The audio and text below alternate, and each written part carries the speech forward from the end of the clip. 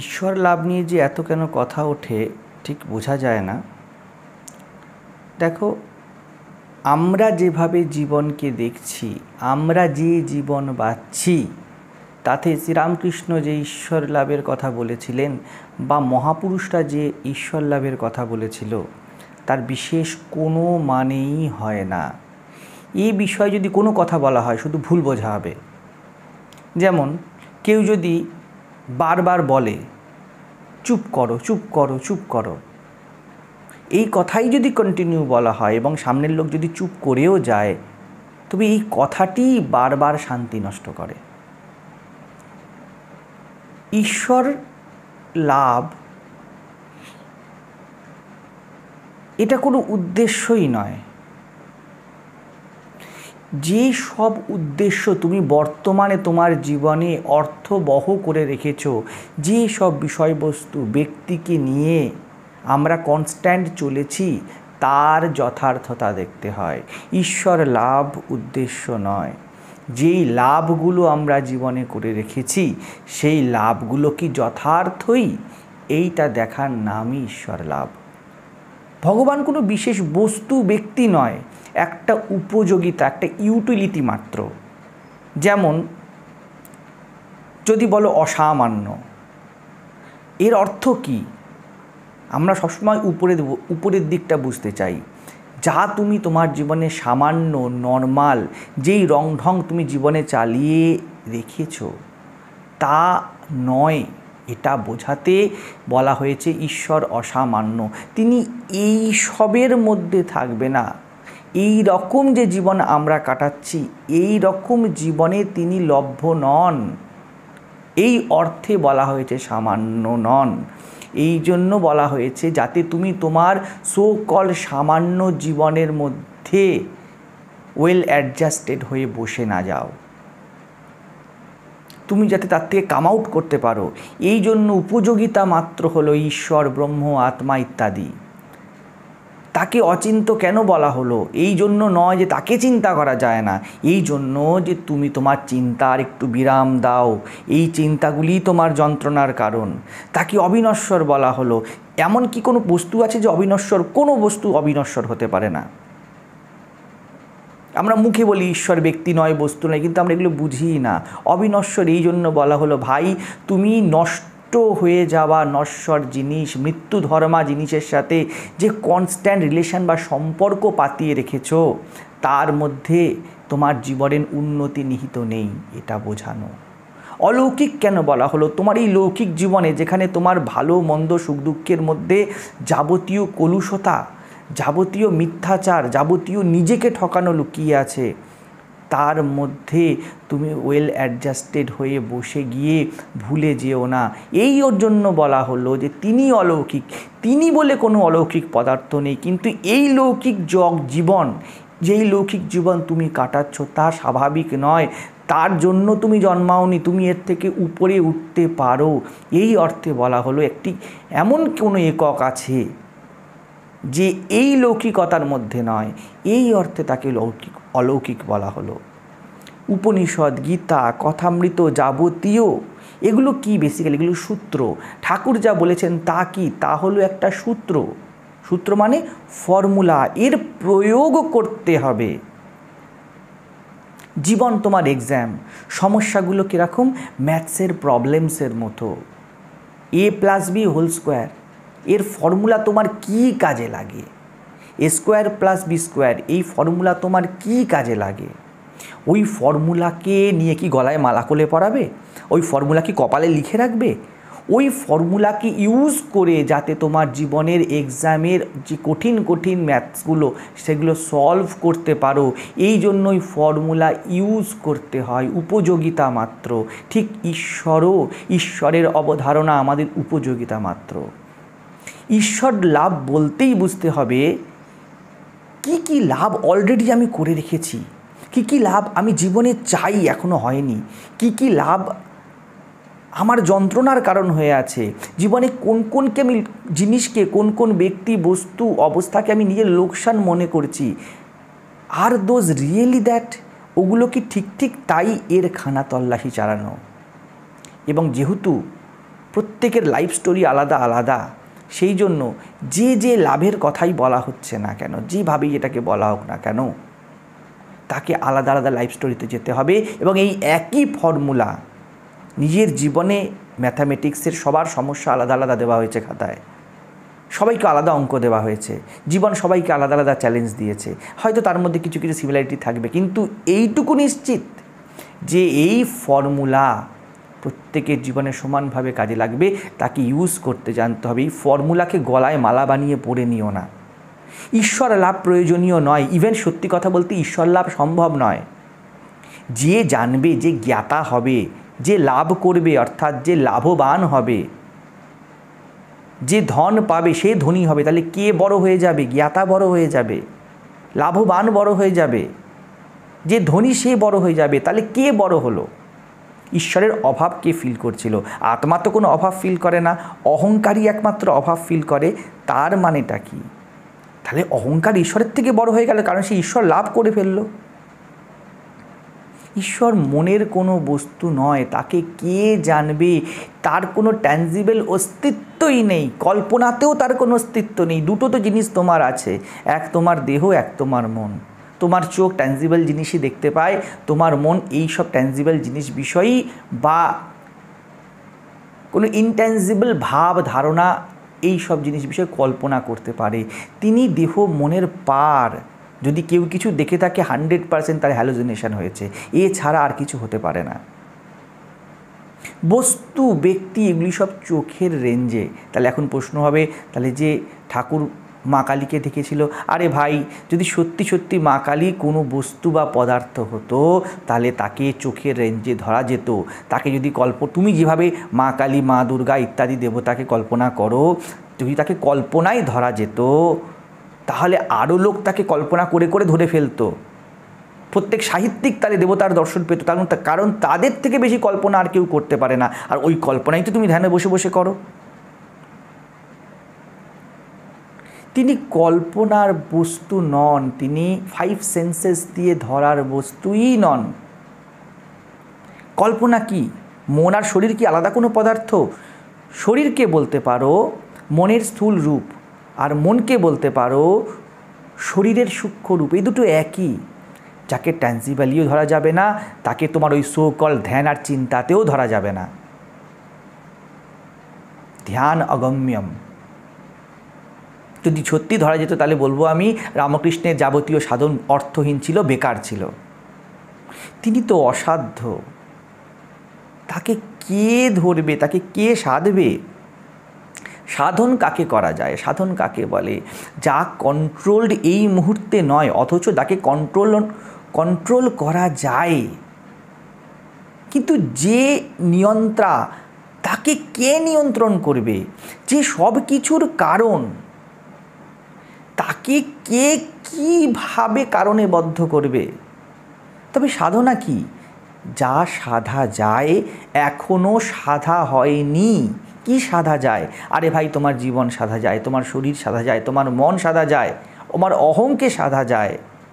যার বিকল্প আছে, ডানে অথবা বাঁয়ে যেতে পারে। তুমি এখন এই চিন্তা করতে পারো, পরক্ষণ ওই চিন্তা করতে পারো, এর বিকল্প আছে। তিনি তো নির্বিকল্প, তিনি তো অসাধ্য, তাকে কে সাধবে? বাট যাকে সাধা যায়, সেই চেতনা, সেই মন, সেই অহং বিষয়ে তো আমি কোনো কথাই বলবো না। ওই দিকটা আমি পুরো সেফ অ্যান্ড সিকিউর রাখবো। যত গল্প আমি সাধবো কাকে নিয়ে? যে নির্বিকল্প তাকে নিয়ে। নির্বিকল্পের মাথার মুকুট, গলার মালা, শরীরের পীতাম্বর, তার লীলা, এই সব নিয়েই আমরা বিভিন্ন কথা বলবো। যাকে নিয়ন্ত্রণ করা যায় না, তাকে কীভাবে আমি ধ্যানে মনের মধ্যে নামিয়ে আনবো, কী ফর্মুলা, কী পদ্ধতি আছে, এই বিষয়তেই আমি আপনার আলোচনা করতে ইচ্ছুক। আরে ভাই, সত্যি সত্যি বলো, প্র্যাকটিক্যালি কিছু করবে কি? ইচ্ছা আছে কি? না শুধু বাহানা মাত্র? মন নিয়ে কথা বলো, অহং নিয়ে কথা বলো ভাই। ঈশ্বর লাভ বললেই মনে বিভিন্ন রকম কল্পনার সৃষ্টি হয়।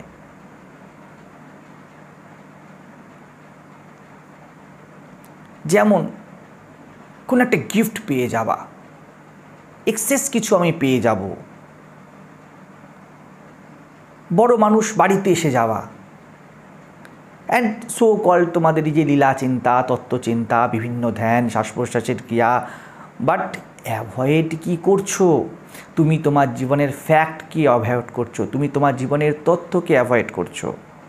তুমি হাজারটা দুর্বলতায় ভুগছো। তোমার প্র্যাকটিক্যালি দুর্বলতা কি? তুমি বাবাকে কিছু মন খুলে বলতে পারো না, তুমি স্ত্রীর সাথে অখুশি আছো, তুমি বিভিন্ন রকম অভাব বোধ করছো, অলওয়েজ যা করছো তাই অসফল হয়ে যাচ্ছে, তুমি কথায় কথায় রেগে যাও, ইরিটেট হয়ে যাও। এই সব নিয়ে কথা বলো। এই সব নিয়ে কেন কী জন্য হচ্ছে? আমার জীবন এইভাবে কেন কাটছে? কিসের অভাব হচ্ছে? আমি কি ভুল বুঝে রেখেছি যার জন্য বারবার আমি ফেলিওর হচ্ছি? এই সব বিষয়ে তোমার কোনো জিজ্ঞাসা নেই? এই সব বিষয়ে তুমি কিছু আস্ক করবে না? আরে তোমার জীবনের গল্প কি কম থ্রিলার? জীবনের গল্প কি কম ট্র্যাজেডি আছে যে তুমি বিভিন্ন রকম পুরাণ গল্প নিয়ে বসে যাও? পদে পদে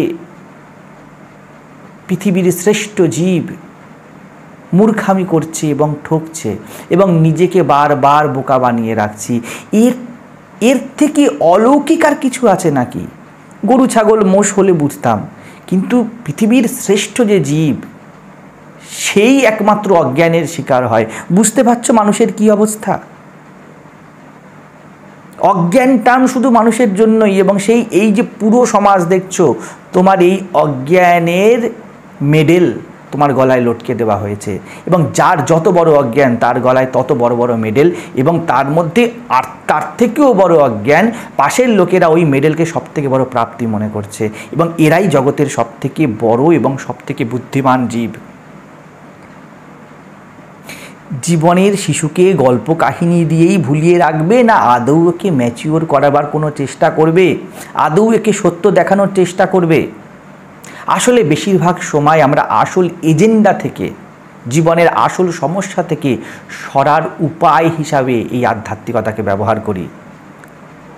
যেখান থেকে আমরা পালাই, জেনে রেখো সমস্যার সূত্র ওইখানেই আছে। যখন বলি আরে কিছু বাদ দে না, যখন বলি আরে ওসব আমি ভুলে গেছি, আসল রিয়েলিটি কি জানো? তুমি ওটাকে বাদ দাওনি। যেই মুহূর্তে বললে বাদ দে না, ওটাকেই তুমি সব থেকে বেশি শক্ত করে ধরেছো, এবং তোমার মনে যেহেতু শক্ত করে ওটাই বসে আছে, তুমি বলছো বাদ দে না। তুমি যাকে বলছো ভুলে গেছি, যেই মুহূর্তে বললে ওসব আমি ভুলে গিয়েছি, তুমি ওটাকেই সব থেকে বেশি মনে রেখেছো, তুমি ওকে মোটেই ভুলে যাওনি। যেই মুহূর্তে বললে তুমি এই সময়ই তোমার জানার আওতায় ওকে নিয়ে এলে, আর মুখে বলছো আমি ওসব ভুলে গেছি। জীবন কেমন ফর আস, আমাদের জন্য কেমন? নট দ্যাট ঋষি কী বলেছে, মুনি কী বলেছে, কোনো অবতার কী বলেছে, আমি কি বলছি। অন্য কোনো জীবন কি তোমার আছে? অন্যকে বা অন্য কিছু বিষয়েও যদি তুমি কথা বলো, তুমি যদি জগৎ বিষয়তেও কথা বলো, তুমি যদি কোনো অন্য ব্যক্তি বিষয়ে কথা বলো, তারও অবস্থান কোথায়? তোমারই তো মনে আছে, তোমারই তো ভাবনায় আছে, মতামত তো তোমারই মনের মধ্যে বসে আছে জগৎ বিষয়, নিজের বিষয়ে। তো তোমার সব কাটছাট করে হাতে আছেটা কি? দুটো জিনিস, অনলি তোমার জীবন, অনলি তোমার শরীর মন, আর কিচ্ছু নেই তোমার হাতে। এরই মধ্যে সৎভাবে নিজেকে নিজের সাথে বেইমানি না করে প্রবেশ করে গভীরে গেলে যেসব আবর্জনা, নোংরা, বন্ধন, অনাত্মা আছে, তাকে সাফ করলে যা থাকে, যা অবশিষ্ট থাকে, তাকেই শুদ্ধ বলেছে, তাকেই মুক্তি বলেছে, তাকেই আত্মা ব্রহ্ম ঈশ্বর বলেছে। আর আলাদা কোনো কিছু নেই। যে যেমন ভাববে সে তেমন না, সব ভাবনাকে একত্রিত হতে হবে, সব ভাবনাকে একই পথে যেতে হবে। যে এক করেছে, যে সমন্বয় করেছে সেই লোক। এই আত্মা মুক্তি সেগুলো নয়, অনেক দূরের স্টেপ, অনেক দূরের কথা। আগে সেটার কথা বলো, এই মুহূর্তে যেটা তোমার হাতে আছে। আমরা বেসিক্যালি কী করছি জানো? আমরা বেসিক্যালি নিজের জীবনের অসুন্দর কুরুচি এবং জঞ্জালের প্রতি বিরক্ত হয়ে কিছু সুন্দর সুন্দর টার্ন নিজেদের উপর চিপকে দিই, এবং একটা সুন্দর স্বপ্নের জগতে ভেসে চলেছি। যেমন কেউ আছে দেখবে, নিজের হাতে যদি কোথাও কেটে যায়, সে দেখলে তার গা শিউরে শিউরে ওঠে, সে মুখ ঘুরিয়ে রাখে। কোথাও যদি একটা বিশ্রী ঘা হয়, আমরা সেটাকে সারানোর চেষ্টা করে যদি কোনোভাবে দেখি যে আমরা সারাতে পারছি না, আমরা ঘাটাকে ঢাকার চেষ্টা করি, আমরা ঘাটাকে কোনোভাবে ইগনোর করার চেষ্টা করি। সেরকমই আমরা মুখে বলি আরে রাম রাম বলো, কাম কাম কেন বলছো? ইন ব্র্যাকেট কামগুলো মনের ভিতরেই থাক না। ঘা ঢাকা আছে, ঘা থেকে রক্ত পড়ছে, রস পড়ছে। এই সময় আমাকে কি করতে হবে? আমাকে অফিসে যেতে হবে, ওই ঘা নিয়েই আমাকে মন্দিরে যেতে হবে, ওই ঘা নিয়েই আমাকে বাজারে যেতে হবে, লোকের সাথে ডিল করতে হবে। তো বেস্ট এবং সহজ উপায় কি? একটা ফুল হাতা জামা পরে নাও। আমরা আধ্যাত্মিকতার একটা জামা পরে নিই, সুখ স্বপ্নর কিছু টার্ম নিজেদেরকে চিপকে রাখি, বিশেষ করে আধ্যাত্মিক মানুষেরা যারা।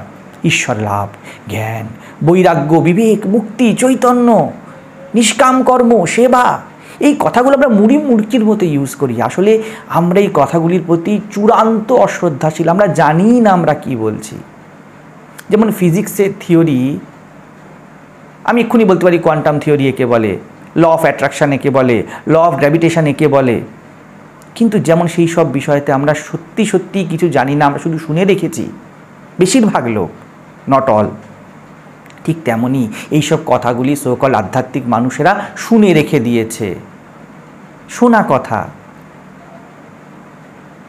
মনে হয় যেন এই কথাগুলি এত সুন্দর আর এত এর মধ্যে একটা সৌন্দর্য হাউলিং আছে, যেন এর মধ্যেই সবসময় থাকি, এর মধ্যেই ঘুরতে থাকি। কিন্তু ভালো করে বোঝো, যদি তোমার ঘা পচা দুর্গন্ধ বেরোয়, তুমি যদি মন্দিরেও যাও, তুমি তো সেই ঘাটা নিয়েই যাচ্ছ।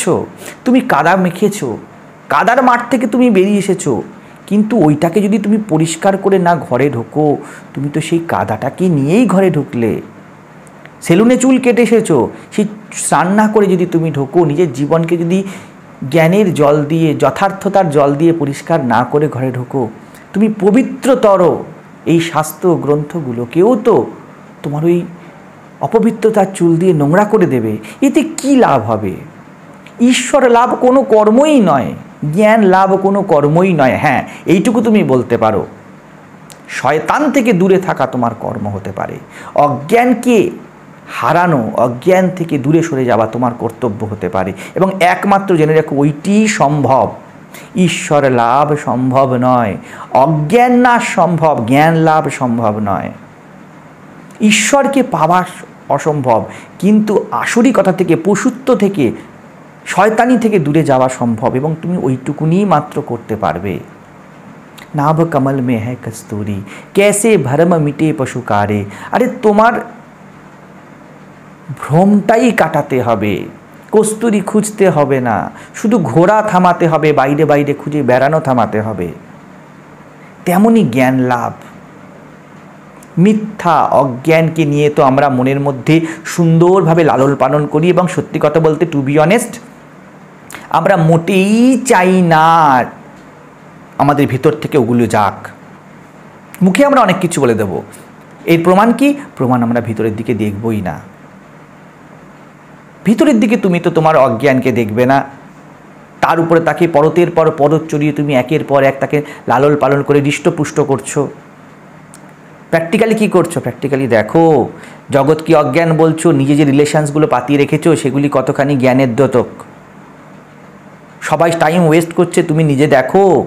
তুমি আধ্যাত্মিক গ্রন্থ পড়ার নামে নিজের দুর্বলতাগুলোকে দেখেও কীভাবে ইগনোর করে শুধু বই পড়াকেই ধর্ম বানিয়ে ফেলেছ।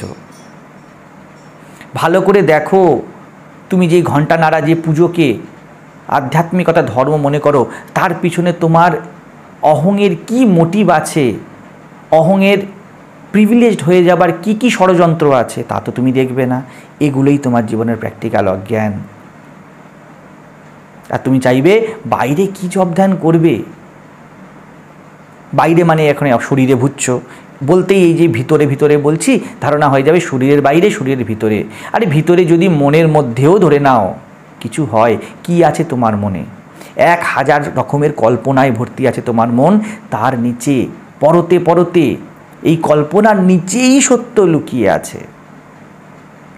ঠিক যেমন পেঁয়াজের পরতের পরতের নিচে কিছুই থাকে না, ওই কিছু না থাকার নামই হলো অজ্ঞান নাশ। আত্মা নয়, অজ্ঞান নাশ।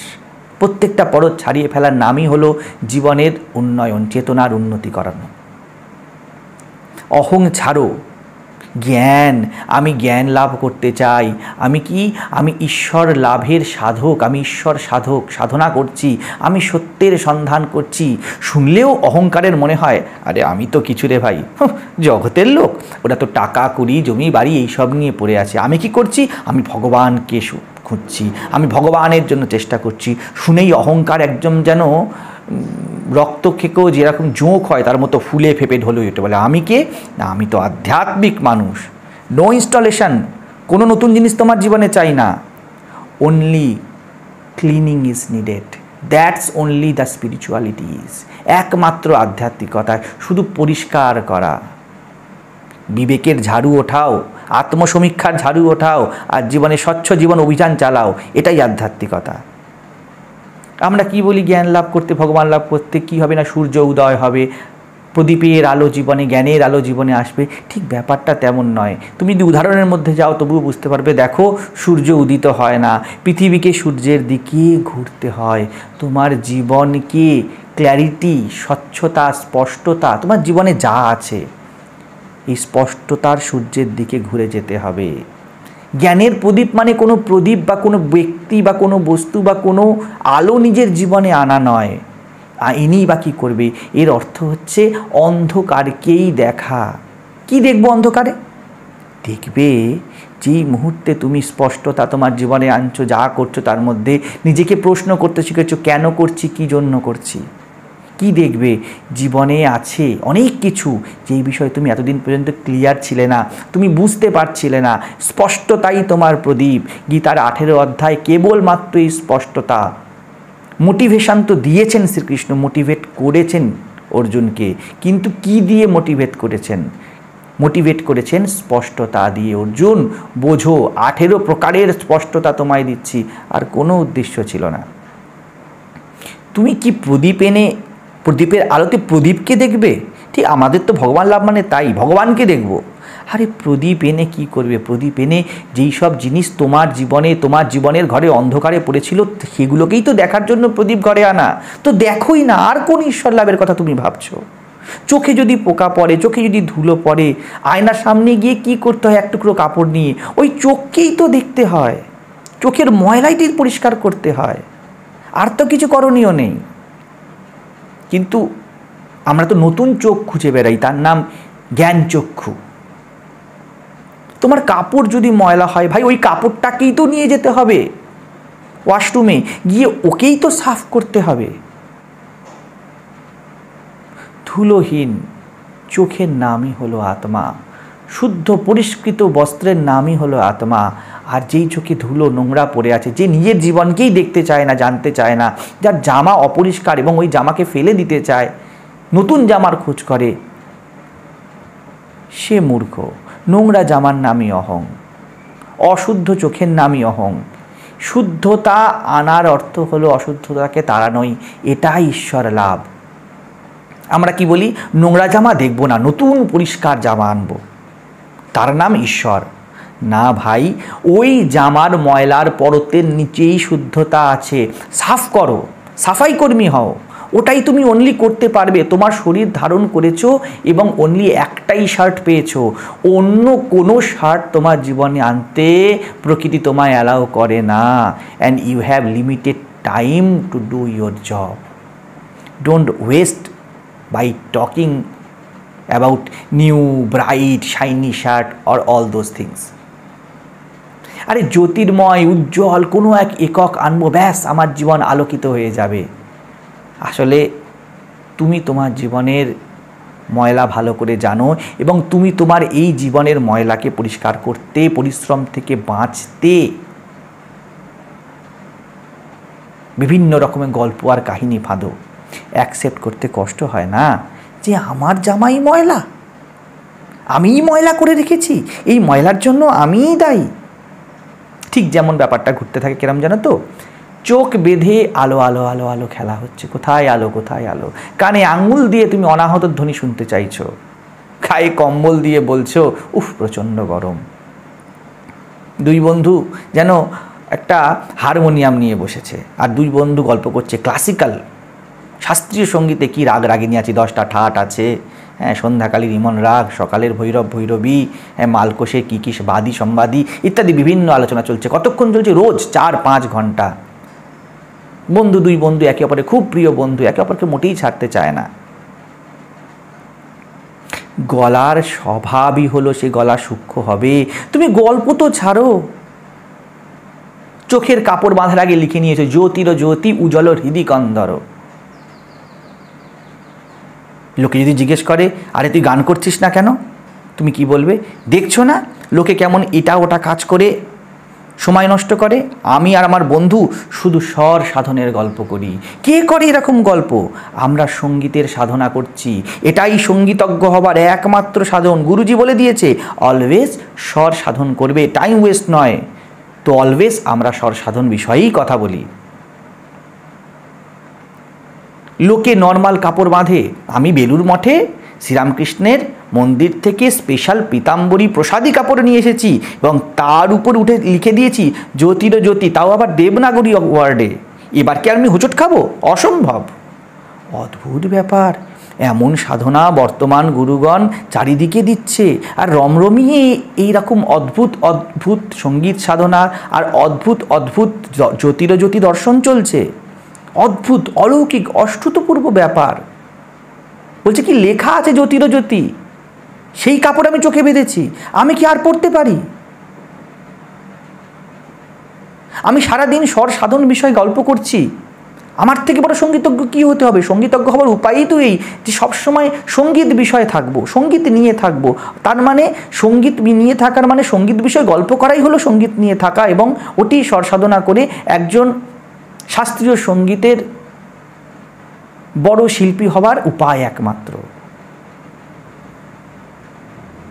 এর থেকে বেশি বেঈমানি কি হতে পারে? স্বচ্ছ দৃষ্টি কি এমন কাপড়ের নাম, না কাপড় খুলে ফেলার নাম? আরে গল্প কমাও না, গলা ছাড়ো না, বন্ধুকে বলো না বাড়ি যেতে, কি বন্ধুর গলা জড়িয়ে বসে আছো? তাই শাস্ত্র বারবার বলছে তুমি তোমার নিজেরই বন্ধন। আরে ভাই, বন্ধুকে তুমি জড়িয়ে রেখেছো, যার সাথে গল্প করছো বসে বসে, সেই তোমার স্বর সাধনার সব থেকে বড় প্রতিবন্ধক। এবং তুমি তার সাথে যে সম্পর্ক পাতিয়ে রেখেছো, যে প্রেম, সেই তোমাকে আটকাচ্ছে সঙ্গীতজ্ঞ হওয়া থেকে। এটা বোঝো। যেই কাপড় কি অতি প্রসাদী বলে তুমি গল্প ফেঁদে চোখে বেঁধে রেখেছো, ওই কাপড়ই তোমাকে হোঁচট খাওয়াচ্ছে। এটা ভালো করে বোঝো।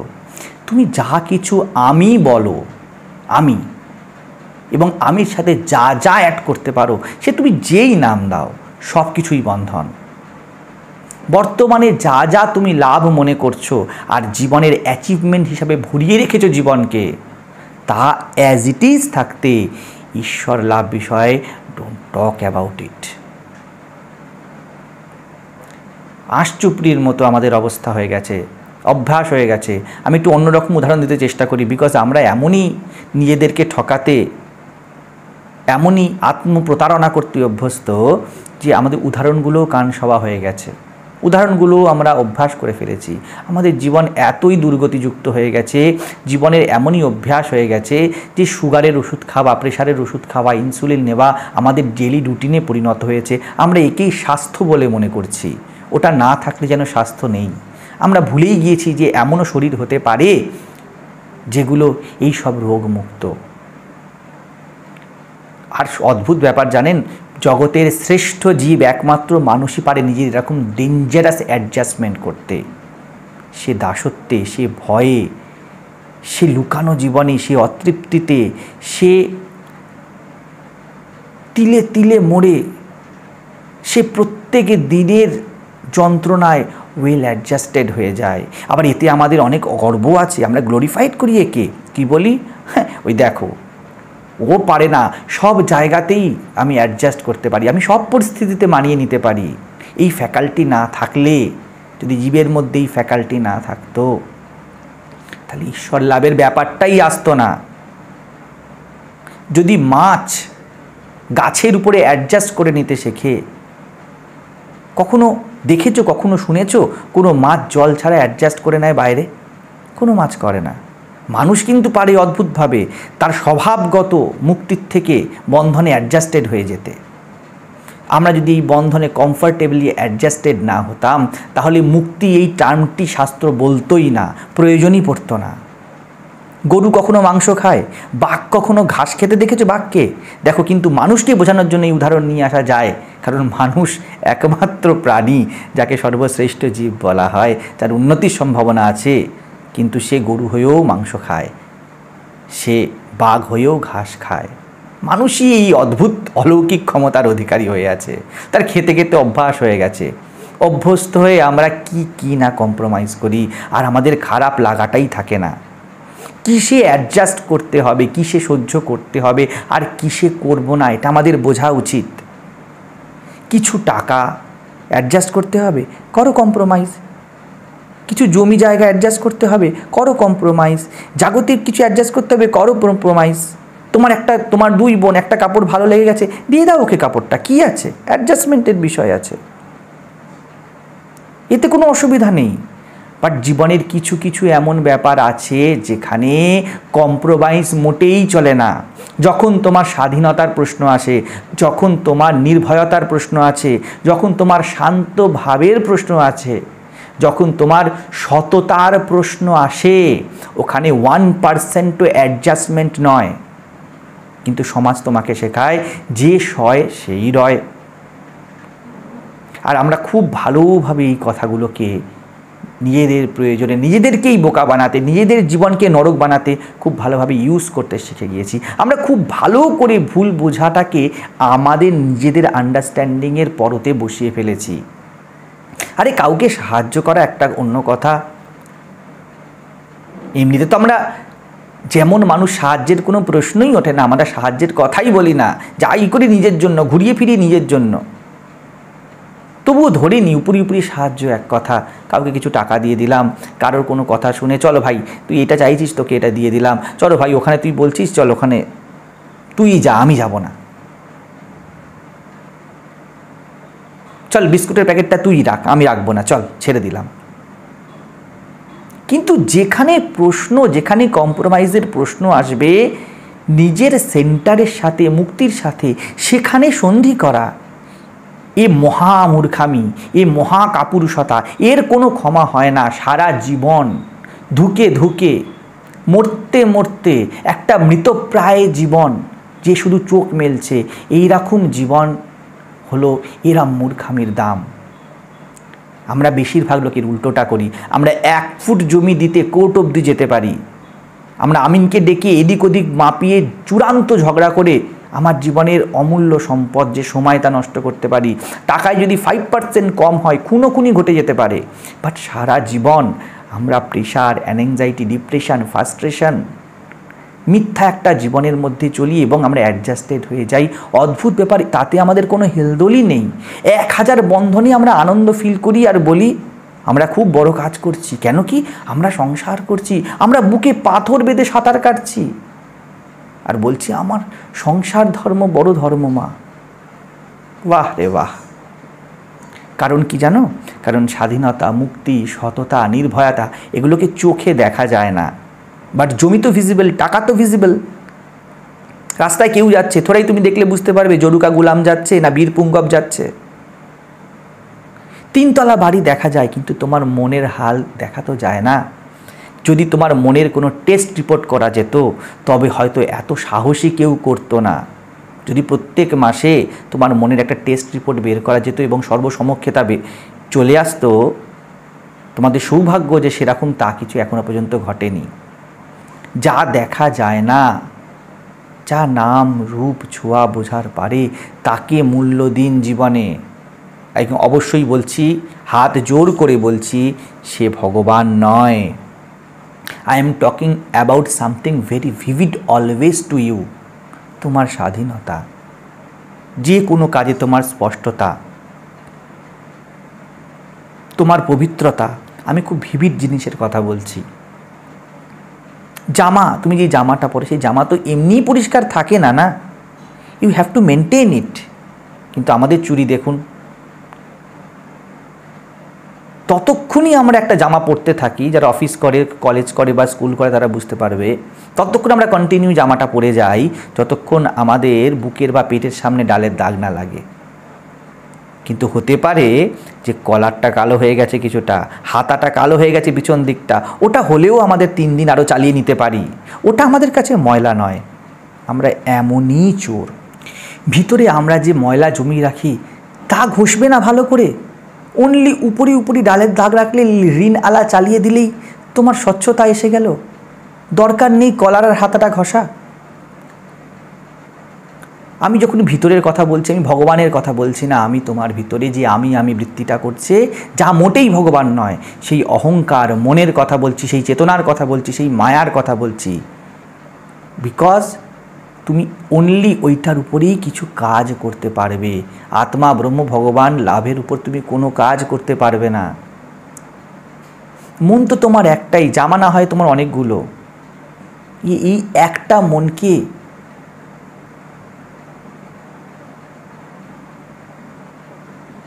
সাফ না করে তুমি জীবনকে পরিষ্কার কিভাবে করবে?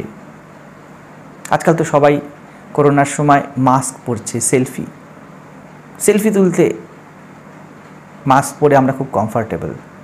সেলফিতে কত রকম, এই মাস্কে কত রকম সুবিধা হয়ে যায় বলো তো, কত কিছু লোকানো যায়। দোকানের পাশ দিয়ে চলে যাচ্ছ, তুমি ধার পেতে তোমাকে চিনতেই পেলো না, পরিচিত কোনো লোক তোমায় চিনতে পারে না, গার্লফ্রেন্ড বয়ফ্রেন্ডকে চিনতে পারে না, বয়ফ্রেন্ড গার্লফ্রেন্ডকে চিনতে পারে না, পাশ দিয়ে হেঁটে চলে গেল। আমাদের মাস্ক অনেক সুবিধা দিয়েছে, আমাদের প্রত্যেকের মুখেই না এমন একটা মাস্ক আছে, শুধু উপর থেকে সেটা দেখানো যায় না। আমরা লোকাতে এক্সপার্ট। ঠাকুরের কাছে লোকে যেতে ভয় পেত, ঠাকুর বলতেন আমি ভিতরে বাইরে কাঁচের আলমারির মতো দেখতে পাই। যদি মাতালের স্টোমাক দেখা যেত, যদি স্টোমাকটা পেটের বাইরে থাকতো, যারা স্মোক করে তার যদি লাংটা দেখা যেত যে কী কালারের হয়ে গিয়েছে, এবং সেটা যদি বাইরে বেরিয়ে আসতো, সেটা যদি সুন্দর পারফিউমড বডি আর সুন্দর জামা কোট টাইয়ের নিচে ঢাকা না থাকতো, যদি প্রেমিকরা যারা প্রেম করে বেড়াচ্ছে তাদের দৈনন্দিন হার্টবিট দেখা যেত, তাহলে এইসব বিষয় থেকে সবাই সাবধান করত, সবাই সাবধান হতো। যদি গৃহস্থের মনের হাল দেখা যেত, তাহলে প্রত্যেকটা পুরুষ সাবধান হতো, 100 বার ভাবতো বিয়ে করার আগে কি করছি। জপ ধ্যানের নামে কি চলে, ধর্মজীবনের আড়ালে কি চলে, তা যদি দেখা যেত, তবে ঠাকুর ঘর মন্দিরে ঢুকতে আমরা সাহস করতাম না। যদি এমন হতো যে এই মুহূর্তে ঠাকুর ঘরে আবার মন্দিরে পা দিয়েছি, সঙ্গে সঙ্গে ঠিক যেমন ইলেকট্রিক বিল বেরিয়ে আসে, টিকিট বেরিয়ে আসে, বা কোনো রকম প্রিন্টেড বিলসগুলো দোকান থেকে, শপিং মলস থেকে বেরিয়ে আসে, ওরকম যদি একটা উপর থেকে, দরজার উপর থেকে বিল পড়তো যে তোমার মনের হার এই, তোমার পরিশুদ্ধতার লেভেল এই, তোমার ভয়ের লেভেল এই, তুমি মিথ্যার সাথে এতখানি কম্প্রোমাইজ করেছো, সব পার্সেন্টেজে বারবার দেখিয়ে দিত না, তাহলে আমার ঠাকুর ঘরে ঢুকতামই না কেউ। অনলি লাভ যেগুলো ধরা যায় না। আমার সামনে তোমরা যারা বসে আছো, যারা শুনছো, সবাই আমাকে দেখছে, কিন্তু তোমাদের মন কোথায় আছে সেটা ধরাই যাচ্ছে না, সেটা তো বলাই যাবে না। কিন্তু আমাকে ইউটিউবে দেখতে, ভিডিওতে দেখতে খুব সুবিধা, কারণ এইটাই হয়তো যখন ভিডিও হয়ে যাবে তখন কেউ হাতের নখ পালিশ করতে করতে দেখবে, কেউ রান্না করতে করতে শুনবে, কেউ চুল আঁচড়াচ্ছে দেখবে। ফলে আমার সামনে আসা খুব রিস্কের হয়ে যায়, দূর থেকে খুব ভালো। মহারাজ কি সুন্দর কথা বলেন, ওটা সুবিধার হয়ে যায়, সেই জন্য আমার সামনে কম আসে, বেশি আসতে চায় না কেউ। ভগবান লাভ, জ্ঞান লাভ, এগুলি খুব সুবিধার কথা, বিকজ প্রচলিত ধারণা হিসাবে এগুলি খুব সময় লাগে, তো আমাদের খুব সুবিধা হয়ে যায়, আমরা নিজেদের জিনিসকে হাইড করার খুব সুন্দর সুযোগ পাই। যেমন ঠিক মোবাইলে বা ক্যামেরাতে ছবি তোলার আগে আমরা নিজেকে অ্যারেঞ্জ করি, ভগবান লাভ পরবর্তীকালে আমরা নিজেদেরকে অ্যারেঞ্জ করি, এই মুহূর্তে সাজিয়ে রাখতে পারি। এক্ষুনি যদি চাইলেই ভগবান লাভ হতো, যদি ভগবান লাভের থিওরিটা পুরো শাস্ত্রে এমন হতো, তুমি এই মুহূর্তে চাও আর এই মুহূর্তেই পাবে, যদিও সত্যতা তাই, তাহলে লাখে একজন চাইতো কিনা সন্দেহ। বাট এইসব কথা বললে কি হয় বলো তো, এ ভগবান লাভ, মুক্তি, জ্ঞান, বৈরাগ্য, এই সব কথার মধ্যে নিজেদেরকে যদি জড়িয়ে রাখি, তাহলে এই মুহূর্তে বর্তমানের পরিশ্রম থেকে বাঁচার খুব সুবিধা হয়ে যায়। যেন জেলে শুয়ে শুয়ে সিমলার স্বপ্ন দেখছে, সিমলায় কত সুন্দর বরফ পড়ছে এই সময়, ইত্যাদি ইত্যাদি। কোথায় শুয়ে আছি? প্র্যাকটিক্যালি আমি জেলে শুয়ে আছি। আমরা বর্তমানকে দেখব না, সুখ স্বপ্ন, বিভিন্ন গল্প আর মনোরঞ্জন নিয়ে নিজেদেরকে ভুলিয়ে রাখবো। রে কাল তোর ফাঁসি হবে, কি করছিস বসে বসে, শিকল কাট, পালা। নিউজ পেপার পড়বো, বিভিন্ন ওয়েবসাইট ভিজিট করব, মোবাইল খুলবো, স্ক্রোল করতে করতে ফেসবুকের খবর নেব, রাজনীতির খবর নেব, পুরো জগতের আমি খবর নেব, কিন্তু পাশের জন কি তাকেই আমি ভালো করে চিনি না। তার থেকে বড় কথা, যে বসে পড়ছে নিজেকে তাকেই আমি জানি না। পুরো জগতের খবর আমার কাছে থাকে, কিন্তু আমার ভিতরের খবর আমি জানি না। আর অবশ্যই ভিতরে যে সে ঈশ্বর নয়।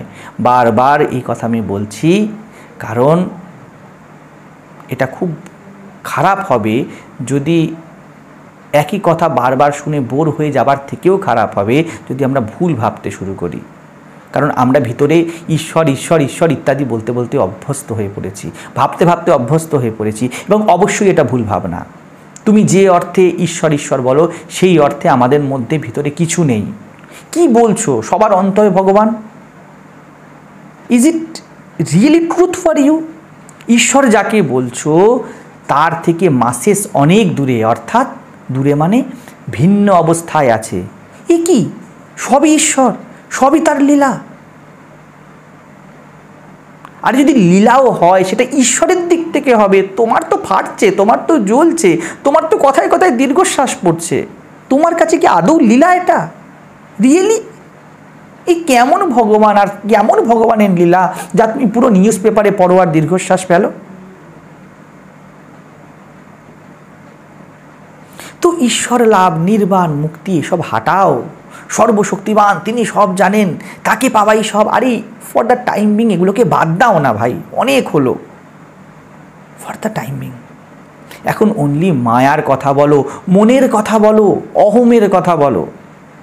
দেখো, যে খেলা সারাদিন তুমি খেলছো নিজের সাথে, জগতের সাথে, যাকে তুমি সবথেকে বেশি ইম্পর্টেন্স দিয়ে রেখেছো, যেই জিনিসের পিছনে তুমি সবথেকে বেশি এনার্জি দিচ্ছ, সবথেকে বেশি সময় দিচ্ছ, যেই সব জিনিসগুলো তোমাকে সারা দিন তোমার চিন্তা ভাবনাকে কন্ট্রোল করছে, সেগুলোর গভীরে যাও। সেগুলো কি?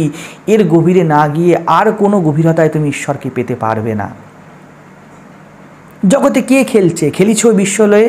আরে হবে কোনো সাধক কবির জন্য ঈশ্বর খেলছেন, তোমার জন্য তো মায়া খেলছে এই জগতে। ঈশ্বর ওসব পরের কথা হবে। এ মায়ার প্লেগ্রাউন্ড, মায়ার নিজস্ব পার্সোনাল প্লেগ্রাউন্ড। আমরা দশভুজা, অবতার বলিষ্ঠ, চতুর্ভুজা, জগদ্ধাত্রী ইত্যাদি ইত্যাদি নিয়ে পড়ে আছি। যার মাঠ সে তো ভাবছে বাহ বেশ মজা, যেই সব বল আমি ছড়িয়ে দিয়েছি এরা তো বল নিয়েই পড়ে আছে। কার মাঠ তাকে নিয়ে তোদের ভাবনাই নেই। মায়া একদিকে দাঁড়িয়ে হাসছে আর আনন্দ করছে, বেশ ভালোই চলছে, বাহ আমাকে নিয়ে আর কেউ ভাবছে না, আই এম সেফ নাও। মায়ার টেকনিক বোঝো, কিভাবে মায়া তোমার দেহ মন জগতের উপরে কাজ করে তা বোঝো। এর প্রত্যেকটা পাঁয়তারা বোঝো। আর তুমি কথায় কথায় কী ধ্যানের টেকনিক, কী জপের টেকনিক শিখতে চলে আসো।